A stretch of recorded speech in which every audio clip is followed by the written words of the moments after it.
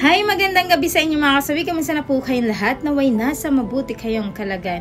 At syempre, sana naman sa ating followers ang ating pabibigyan ngayong gabi sa ating topic. Idol, pa-request naman. Ano ang sign na may lihim na pagtingin sa'yo ang isang babae? Kasi ako, idol, marami ang babae na nagtitingin sa akin at nagpaparamdam pero hindi ko lang alam kung may gusto ba sa akin ang babae.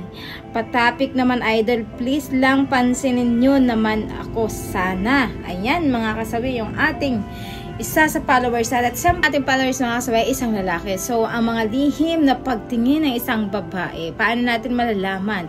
Sige, magbibigay tayo ng tatlong sign mga kasawi na paano ba malalaman na may lihim na pagtingin sa'yo ang isang babae. Una mga kasawi, nagsiselos ito. Ayan, alam nyo ba ang isang babae kahit na walang kayo, ayan, pakinggan nyo ito mga boys ha, kahit na wala kayong relasyon, pero kapag once na may gusto sa iyo ang isang babae, eto ay nagsiselos ng palihim. For example, may lumapit sa inyo na ibang babae, tapos nakita ito ng isang babae na may lihim sa iyo na pagtingin. Syempre, eto ay sasama ang loob at magsiselos sa iyo at hindi ka napapansinin dahil nagsiselos siya. Ang masama lang talaga ay yung paglihim na pagtingin niya ay hindi mo alam, kaya magugulat ka sa attitude niya. Bakit nagiging iba kapag once na meron siyang nakitang babae na kasama mo? Syempre nagiging moody ang isang babae kapag kaganon dahil nagsiselos siya. Dahil syempre hindi lang niya masabi sa'yo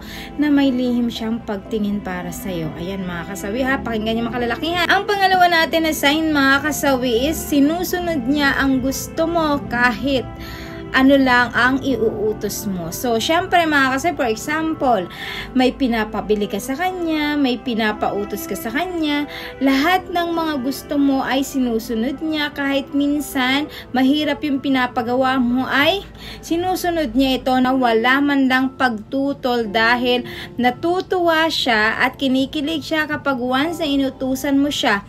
Kahit paano yung pinag-uutos mo ay talagang sinusunod niya kasi dahil may gusto nga siya sa iyo mga kasawi. Hindi siya tumututol kahit paano ang mga pinapagawa mo sa kanya. Kahit ano pa yan ay ina-accept niya lang kasi mas pabor yun para sa kanya, para nakakausap kanya mga kasawi. Ayan yung ating pangalawa na sign. Ang pangatlo natin mga kasawi, alam ko na maraming mga kalalakihan na makaka-relate dito.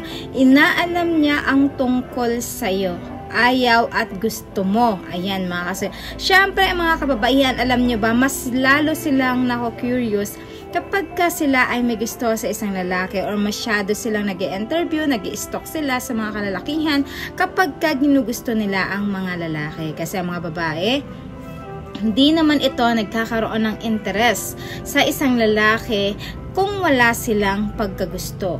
Pero kapag ka may lihim ang isang babae na gusto, lahat ay inaalam niya tungkol sa pagkatao mo.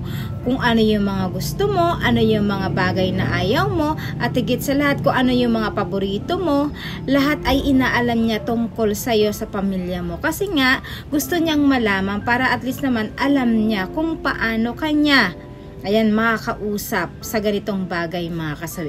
Kasi lagi niyang tatandaan mga boys, ang mga babae ay hindi ito na magkakaroon ng interesado sa buhay mo kung wala silang, tandaan niyo na, interest sa inyo at wala silang gusto. Kasi kami mga babae, wala kaming pakialam sa mga lalaki kung wala kaming mga gusto. Tatandaan niyo yan. Kakaroon lang ng interes ang isang babae kapag mayroon kaming feelings na nararamdaman sa isang lalaki. So ayan mga kasawi, sa ating sender, naway nabigyan kita ng linaw tungkol dito. At syempre sa ating commenter, pwede kayo mag-comment, baka may mas higit kayo na kaalaman tungkol dito. Maraming salamat mga kasawi. At sa patuloy na pagsuporta niya sa akin, sa walang sawang pag-share at pag-comment. Sa mga hindi pa po nakapag-subscribe, pwede na kayo mag-subscribe, pwede na rin kayo mag-follow para updated kayo sa topic ko araw-araw. Magandang gabi mga kasawi.